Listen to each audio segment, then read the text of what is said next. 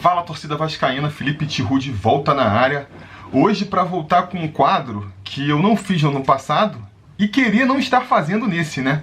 Um quadro que eu lancei lá em 2018, que é secando os adversários. Porque a gente sabe como que funciona o Campeonato Brasileiro. O objetivo do Vasco, o Vasco joga contra ele mesmo, eu gosto de falar. O objetivo do Vasco na competição é chegar ali nos seus 45, 46 pontos e garantir, né, a permanência na primeira divisão. Esse é sempre o primeiro objetivo de todos os clubes. A partir daí, você começa a fazer projeções maiores, né? Pensar, eventualmente, numa vaga na Sul-Americana, vaga na Libertadores e, se você estiver muito bem, vencer o campeonato.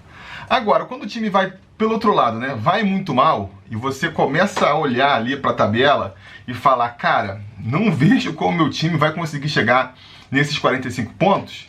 Aí você já começa a olhar para o lado, né? Você já começa a olhar para o lado e falar, bom, se eu não chegar nos 45 pontos, mas tiverem 4 times atrás de mim que também não conseguirem, eu escapo. Dá para escapar aí até com 40 pontos, por exemplo. E aí nessa hora que a gente começa a secar os adversários, olhar para a galera que está ali na parte de baixo com a gente e ver se eles conseguem irem pior do que a gente. E é isso que eu vou começar a fazer agora. Vamos analisar aí essa rodada por esse ponto de vista, né? Na semana passada eu já fiz um vídeo falando quem eu achava que seriam os concorrentes do Vasco nessa briga. Eu vou até enxugar um pouco mais, falei do Ceará, por exemplo. O Ceará, de lá pra cá, já deu uma escapada. Hoje em dia, eu acho que a briga mesmo tá ali, que nem o João Almirante bem apontou, lá no Portão 9, no Twitter, é um quadrangular da morte ali, né? É um quadrangular da morte. Você tem ali o Goiás já virtualmente rebaixado, e depois é Botafogo, Curitiba, Vasco e Sport brigando aí para ver se um desses escapa da degola. Se a gente for olhar matematicamente falando, eu acho que, sei lá, até ali o Atlético Paranaense, 28 pontos, 4 a mais do que o Vasco, e para baixo também, mesmo o Goiás, né, 19 pontos aí, 5 a menos que o Vasco, pode, eventualmente, né, faltam aí 14 rodadas para a maioria dos clubes, né, para o Vasco faltam 15, dá para tirar, se o Goiás for muito bem daqui para frente, consegue tirar. Se o Atlético Paranaense for muito mal daqui para frente, a gente pode conseguir alcançar eventualmente. Mas vamos deixar para secar isso mais para frente, né? Se daqui a umas 3, 4 rodadas essa queda realmente se confirmar de um Atlético, de um Bahia, de eventualmente um Bragantino, a gente olha com mais atenção para eles. Mesma coisa serve para o Goiás, né? Se começar a vencer um jogo atrás da outra e começar uma curva ascendente, a gente olha com mais atenção para esses times também. Até lá, o meu foco principal vai ser no Botafogo, sendo que o Botafogo também tá numa draga completa, né? No Curitiba e no Sport, né? Porque, vamos lá, acho que não só pela pontuação, são esses os que estão mais próximos da gente, né? O Botafogo está com 20 pontos, vamos ler aqui a tabela para quem não está ligado. Goiás é o último com 19 pontos e já 24 jogos, então quer dizer, durante muito tempo ficava assim, não, o Goiás ele está muito lá atrás, mas ele tem muitos jogos devendo. Pois é, já pagou todos esses jogos aí e está com 19 pontos, é pouco ainda. Estão numa crescente, já são 3 jogos invictos, 2 vitórias nas últimas 3 rodadas, mas tem muito ponto para tirar ainda. Depois vem o Botafogo com 20 pontos, e esse está numa draga completa, né? Já são 6 jogos sem vencer aí, 6 derrotas consecutivas. Realmente parece que o povo lá caiu, entrou naquele parafuso difícil de se livrar. O Curitiba vem ali em 18º lugar com 21 pontos, também não está muito melhor não, né? São aí 5 jogos sem vencer também, 3 derrotas e 2 empates, né? Um pouco pior do que o Vasco, que já tem 24 pontos, então já são ali uma diferença de 3 pontos, né? Um saldo um pouco melhor, então assim, vai ficar ali, nem sei quais são os critérios de empate, porque se o Curitiba vence e o Vasco perde, ficariam os dois empatados em vitórias, né? Mas aí no saldo o Vasco tem menos 11, o Curitiba tem menos 12. O Curitiba ganhando necessariamente iria para menos 11, o Vasco perdendo necessariamente iria para menos 12, então é isso. uma eventual vitória do Curitiba com uma derrota do Vasco, o Curitiba já consegue ultrapassar o Vasco. E logo acima do Vasco tem o Sport, né?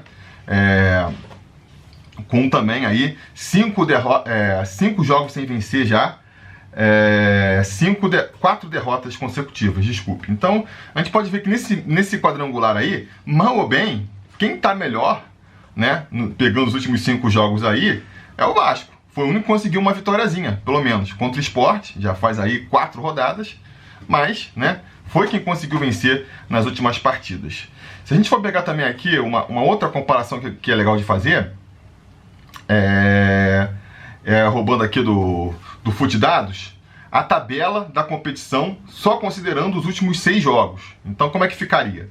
Considerando só os últimos 6 jogos, o Botafogo, né, aqui na tabela está antes do jogo do Botafogo contra o São Paulo, então ele estaria com um pontinho de um empate aí, mas agora, para a derrota para o São Paulo aí na quarta-feira, eu acho que a gente pode falar que seriam 0 pontos nos últimos 6 jogos, né? Depois é o Internacional, impressionantemente entrando nessa briga aí, Internacional que perdeu completamente o prumo desde que o Kudê saiu de lá, né, e o Abel assumiu o time, está com 3 pontos nos últimos 6 jogos, o Sport 18º com 4 pontos nos últimos 6 jogos, e depois vem o Vasco e o Curitiba aí, ambos com 5 pontos nos últimos 6 jogos, né? Mas o Curitiba um pouco na frente por causa do saldo. O Curitiba está com menos 3 de saldo nos últimos 6 jogos, o Vasco com menos 6. E aí, um pouco mais acima, vem o Fortaleza e o Atlético Goianiense com 6. O Goiás, olha aí, o Goiás com 7 pontos nos últimos 6 jogos. Estaria em 13º, então mostra que realmente está numa ascensão. E daí pra cima aí já não dá nem mais para brigar, né? Outros times que estão próximos da gente na tabela, por exemplo, que nem o Bragantino e o Bahia, tem 9 pontos nas últimas 6 rodadas, né?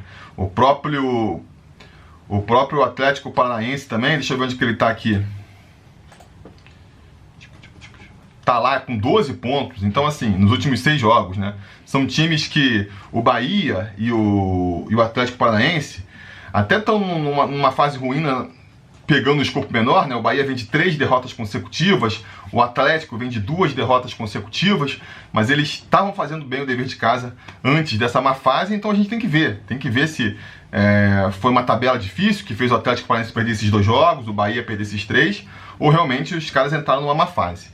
Não vamos considerar isso por enquanto. Vamos focar nesses 3 times aí que a gente comentou e no máximo dar uma olhada aqui nos goianos, né? Por exemplo, o Goiás no sábado, às 9 horas da noite, vai enfrentar o Grêmio. Se ele conseguir aprontar para cima do Grêmio, ele conseguir um empate ou uma vitória, né? Se ele conseguir uma vitória em cima do Grêmio, é pra gente se preocupar. Realmente é porque o Goiás ali, de alguma maneira, conseguiu se acertar e pode aprontar para cima da gente. Se não, se acontecer o natural, que é o Grêmio sair com a vitória, confirma que o Goiás vai ter muita dificuldade para tirar esses 5 pontos de diferença pra gente.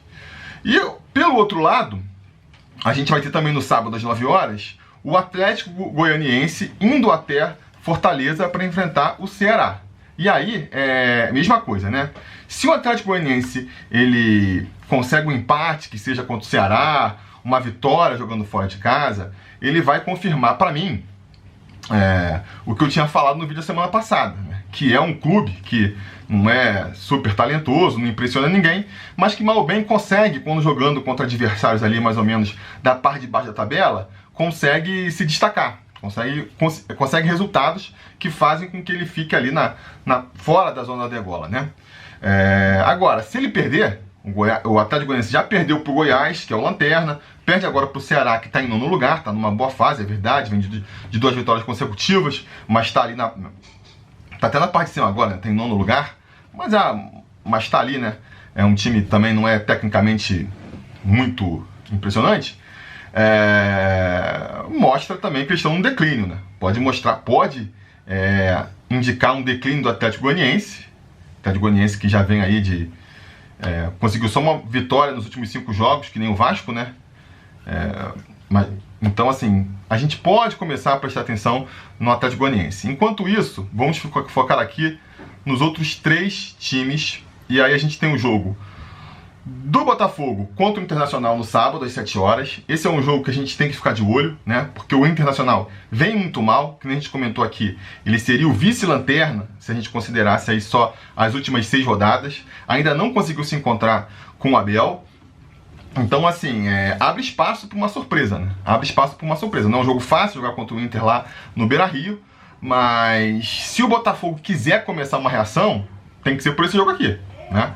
Se o Botafogo, vindo aí de 6 derrotas consecutivas, 4 pontos atrás da gente, né? 5 pontos para sair da degola, não conseguiu um empatezinho que seja contra o Internacional, é porque realmente a vaca deles já deitou, não é mesmo?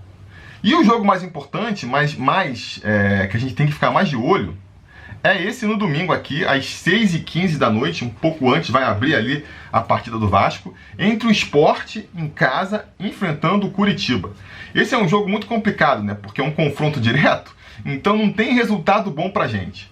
O resultado menos pior, vamos dizer assim, seria um empate entre os dois, porque seguraria o Curitiba atrás da gente, né? E não deixaria o Sport escapar muito. Porque vamos aqui analisar outras possibilidades. Sport vencendo o Curitiba em casa, eles vão para 28 pontos. Então já abre ali 2 rodadas de distância pra gente, né? Se a gente não vencer a nossa partida, claro. E aí, por mais que a gente possa... Vão ter outros times que vão ocupar ali a posição, a 16ª posição, né? Já vai começando a ficar distante para o Vasco, essa escapada da zona de rebaixamento. Então não é bom o Sport vencer. O Coritiba vencer também não, porque de novo, né? Se a gente não consegue vencer a nossa partida, eles já vão ultrapassar a gente, 24 pontos, 6 vitórias, mas no saldo eles fatalmente vão ultrapassar a gente. E na rodada seguinte, na próxima rodada, eles ainda vão enfrentar um Botafogo, que dependendo de como tiver, a gente sabe, né? Pode estar uma galinha morta aí, e aí já podem botar mais 3 pontos de frente pra gente. Então, a melhor solução, o melhor resultado que a gente tem que torcer com todas as forças nessa partida aí, é mesmo para rolar um empatezinho aí, que faria o Sport abrir mais um pontinho pra gente, mas é só mais um pontinho, e o Curitiba ficar atrás da gente ainda, né? Mas acima de tudo, o que eu acho que essa tabela mostra é o seguinte: o Vasco também vai ter que vencer sua partida contra o Fluminense, jogando nos seus domínios, São Januário, domingo às 8h30, né? Time completo, jogando contra um rival. Todas as circunstâncias para conseguir uma vitória. Tem que vencer. A gente não vai conseguir escapar sem chegar nos pontinhos. Falei no começo aqui do vídeo que a gente precisava dos 40 pontos pelo menos. Pois é, a gente está com 24, né? Tem aí pelo menos uns 16 pontinhos para conquistar. Então, para a gente não ir se afundando cada vez mais na zona de rebaixamento, vai ser fundamental essa vitória contra o Fluminense aí, para, se tudo der certo, eu acho que a gente consegue escapar da zona de rebaixamento aí, vai para 27 pontos. Se o Sport não vence, que nem a gente falou, que nem eu falei, a gente já consegue escapar da zona de rebaixamento nessa rodada, e aí torce para manter, né, isso aí depois. Beleza, galera? Então vamos ficar de olho nesses jogos aí, os mais importantes. O ideal seria o Inter vencendo do Botafogo, para já pregar mais um prego no caixão do glorioso, né? E esse empatezinho entre o Sport e o Curitiba, esse é o outro jogo para a gente ficar de olho, fora o jogo do Vasco, obviamente. Diga aí embaixo nos comentários o que vocês acham dessa minha análise. E não se esqueçam de voltar amanhã, porque amanhã a gente vai fazer a preleção para falar especificamente de Vasco e Fluminense. Beleza? Tá combinado? Então tá combinado. A gente vai se falando.